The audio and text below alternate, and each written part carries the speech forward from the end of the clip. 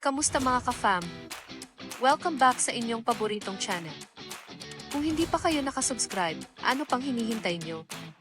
Hit that subscribe button and ring the bell para hindi nyo ma-miss ang latest chika.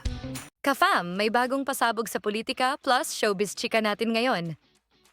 Si Arjo Ataide, oo, yung dati nating kilalang aktor na ngayon kongresista, he just went to an ICI hearing.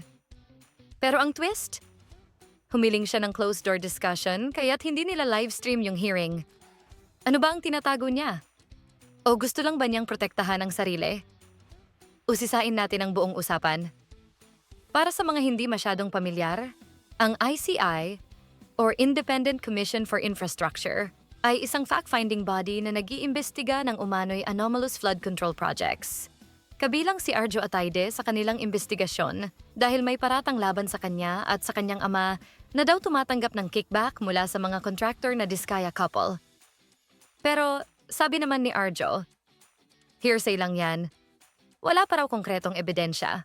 It's all hearsay po, sir. Kasi until now, as I said, baka mas mabuti po, bago po magturo, bigay po muna sa akin yung ebidensya laban sa akin. Because Nakakapanood na si Arjo mismo noong harap ng ICI at emotional pa siya.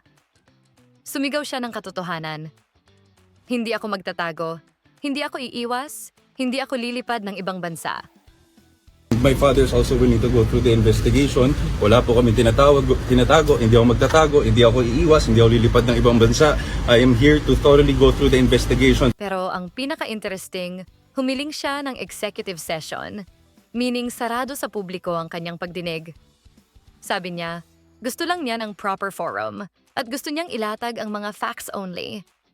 Ka-fam, parang public drama pero may private chapters. Dapat ba siyang payagang magsalita nang hindi nakikita ng sambayanan? Bukod doon, tinanong ni Arjo, bago po magturo, ibigay niyo muna ang ebidensya laban sa akin at sa tatay ko. Sinasabi niya na, up to this point, hindi pa raw nila natanggap yung proof na nagsabing may kickback talaga sila. At para sa kanya, hearsay lang daw ang lahat ng akusasyon. Kaya handa siyang tumayo at ipaglaban ang kanyang pangalan. Siyempre, maraming netizens ang nag-react sa kanyang request ng closed-door hearing. May nagsabi, sila pa demanding. Nangako na sila magli-livestream, dapat hindi pa unlakan demanding yarn? Dapat walang executive private session. Galing magkabisado ng lines artistang-artista? May pa 2,000 yan bago mag-eleksyon noong 2022. Actor siya today.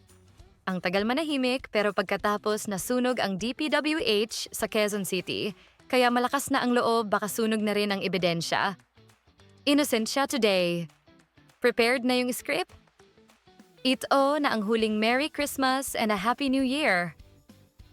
Kaya ngayon, tanong ng bayan. Transparent ba talaga ang investigasyon? O may parte na nakatago sa likod ng pinto ng ICI?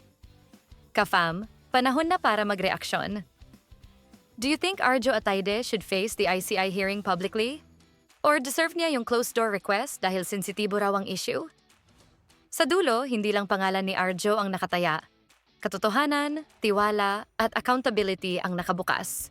Huwag kalimutan mag-like, subscribe, and hit the bell for more updates. Kita-kits ulit sa next video, mga ka-fam.